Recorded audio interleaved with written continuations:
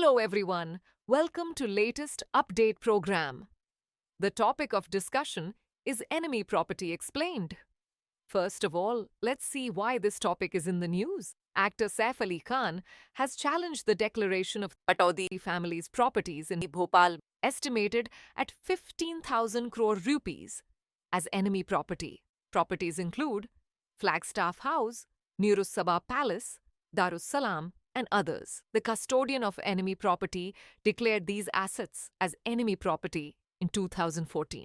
Saif has been directed by the Madhya Pradesh High Court to approach the appellate authority formed under the Enemy Property Act 1968. Now let's discuss about enemy property. Enemy property refers to the assets, both movable and immovable, left behind in India by individuals who migrated to countries designated as enemy nations during times of conflict. Following the wars between India and Pakistan in 1965 and 1971, and the Sino-Indian War in 1962, the Indian government assumed control of properties and businesses owned by those who adopted the nationality of Pakistan or China. Under the Defence of India rules, formulated under the Defence of India Act 1962, these properties were vested with the custodian of enemy property for India. The custodian is tasked with managing these assets on behalf of the Indian government. Under the Enemy Property Act 1968, properties that are declared as enemy assets remain permanently vested with the custodian of enemy property, with no room for inheritance or transfer.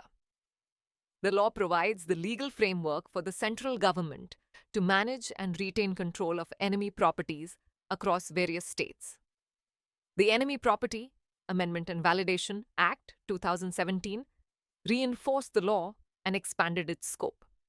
Now let's understand what happens to an enemy property after its takeover.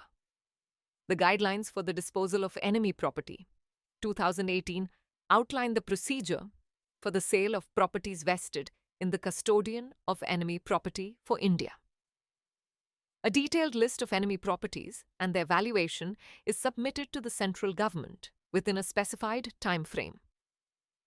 Valuation committees, headed by district magistrates, determine the value of these properties based on circle rates and other factors. The Enemy Property Disposal Committee, comprising senior government officials, provides recommendations on whether to sell, transfer, or maintain the properties. Vacant properties can be auctioned to the highest bidder, while occupied properties may be offered to existing occupants at a value determined by the committee. Movable enemy properties, such as shares, may be sold through public auction, tenders, or other approved methods.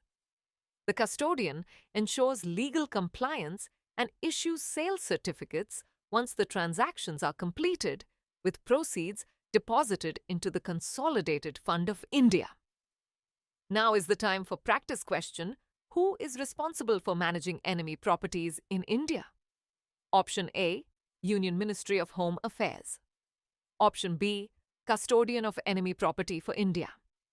Option C, Comptroller and Auditor General. Option D, Central Bureau of Investigation. Send the answer for this question in the comment section. Thanks for watching. For more informative content, like, share and subscribe, and do not forget to press the bell icon to get the notifications.